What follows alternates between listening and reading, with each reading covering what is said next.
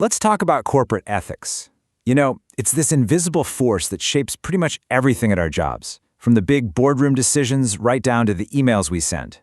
And it's so much more than just a dusty rule book, right? It's really about the trust that holds the entire thing together, and what happens when that trust completely breaks down. So yeah, let's get into it. Okay, let's make this real, right now. Picture this. The pressure is on. Your boss asks you to just nudge a sales number a little bit. The request is clear, but your gut is just screaming that something is off. That one moment, that's a crossroads. And that's exactly what corporate ethics is all about, helping you figure out what to do. This isn't some theoretical problem. For a lot of people, this could literally be their Tuesday afternoon.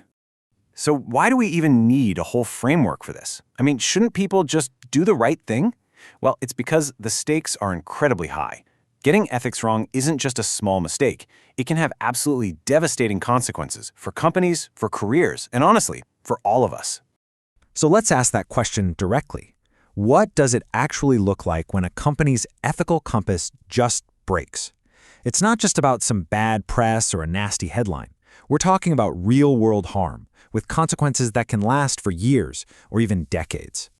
And you can see this chain reaction so clearly in these examples. At Sears, this intense pressure for quotas pushed mechanics to straight up lie to customers, shattering the trust of millions. At Bausch & Lomb, executives basically forced products on clients to make their numbers look good, building a house of cards that, of course, eventually collapsed and tanked their stock price. And then you have the chilling extreme. A single, terrible decision at Chernobyl led to a global disaster. These aren't just isolated stories. They're proof of how one small ethical compromise can create these massive, devastating ripple effects. Okay, so how do we build a system that can actually prevent these kinds of failures? Well, it all starts with having a shared language. Before you can build an ethical culture, everyone has to agree on what the words even mean. So let's break down the key parts of our moral compass. So first up is ethics itself. The best way to think about it is like an operating system for our moral behavior. It's the set of rules, the standards, the framework we use to figure out what's right and what's wrong in any situation. And what's the power source for this ethical operating system? Well, that's our values. These are the deep-down core beliefs that really drive our decisions. They're the why behind what we do, things like integrity, fairness, and honesty. But it's not always quite that simple. We usually think of values as being good things, right? Positive. But here's a surprising truth. They don't have to be.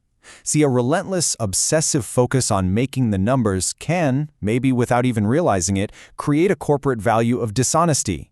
It's that classic problem, what gets measured gets done.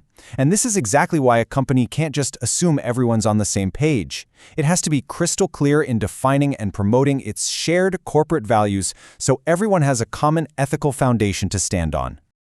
Okay, so now that we get the basic building blocks, how does a company take these kind of abstract ideas and turn them into a practical system?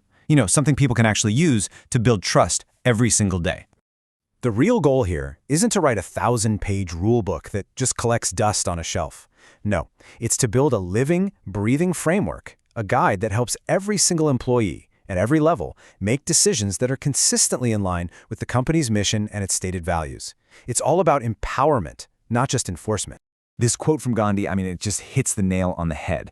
Partial honesty does not work. You can't be ethical only when it's convenient or just when people are watching. Integrity is a full-time job. It demands that you're consistent with your coworkers, with your customers, and most importantly, with yourself. Real ethical strength is applying your principles everywhere. But look, that kind of personal integrity can't really grow in a vacuum. Companies have a huge responsibility to build systems that support and encourage it. And one of the best ways to do that is through training. But a truly effective ethics workshop isn't some boring lecture. It's a carefully crafted space that's all about fostering awareness and real open conversation.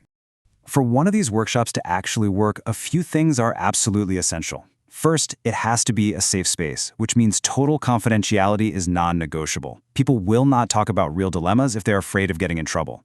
Second, the focus has to be on open sharing, not on finding one right answer. And to make it stick, you gotta use real current case studies, because abstract rules don't help much when you're facing a messy, real-world problem.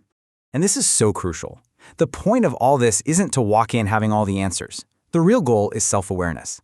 It is totally okay, in fact, it's encouraged, to say, you know what, I'm not really sure where I stand on this.